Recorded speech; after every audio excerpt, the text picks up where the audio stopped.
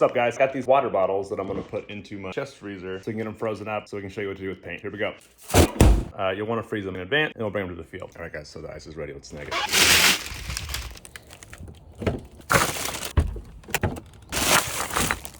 All right, guys, so this is the cooler that we use all the time. We got our frozen water here. I wanna show you that inside this cooler, that there's already water bottles. And then take this. I don't have a rag right now, but I would personally wipe this out if I was gonna use it. But I'm just gonna take this, throw it in.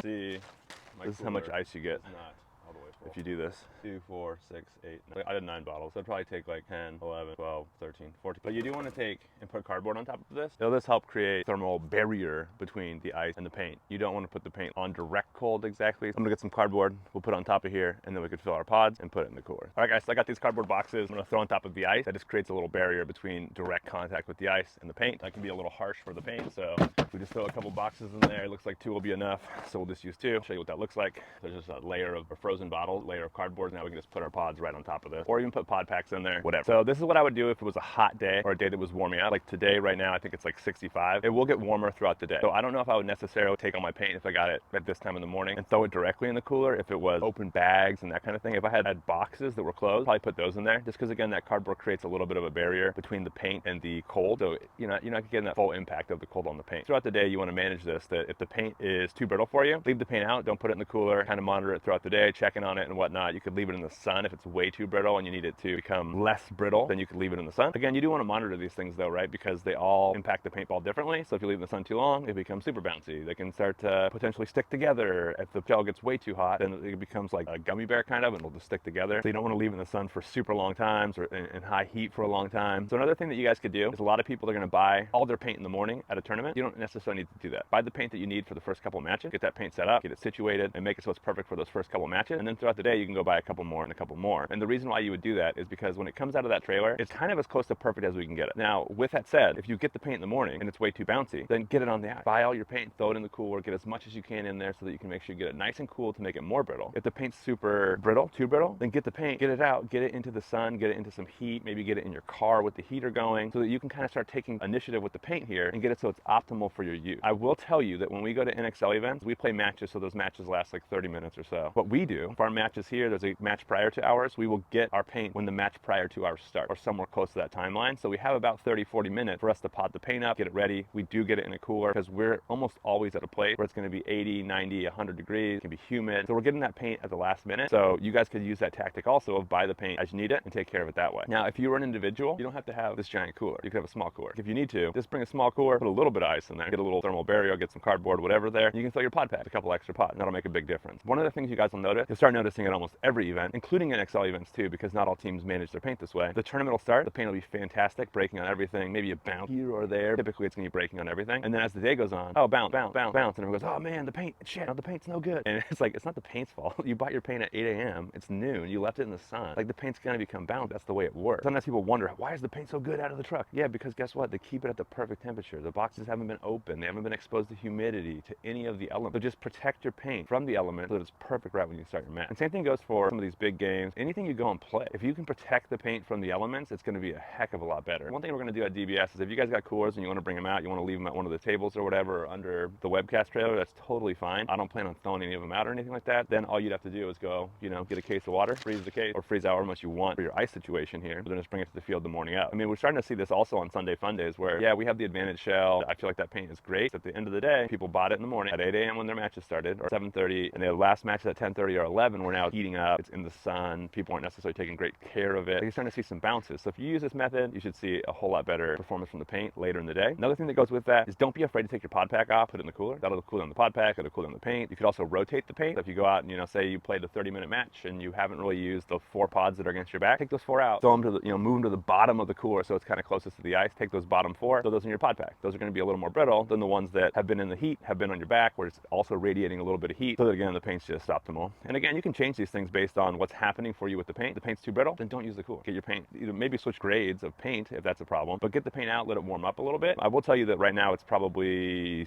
65 or so. That may or may not make your paint less brittle. It's probably not going to unless you get it in direct sunlight. You want to be careful with that just because you want to evenly heat, cool, do these changes to the paint. If you throw a bag of paint out or the black part of the bag that's exposed to the sun, that's going to get hot. So you want to rotate that around every little bit. Otherwise that paint that's on that side can become really bouncy and the other side will be not as impacted by it. And just being careful and conscientious that you want to be consistent with what you do with all the paint that you have. Hey, there's some helpful tips for you guys. If you have any feedback or any questions, feel free to post in the comments. Happy to answer, happy to try to help. See you guys out at the park this weekend.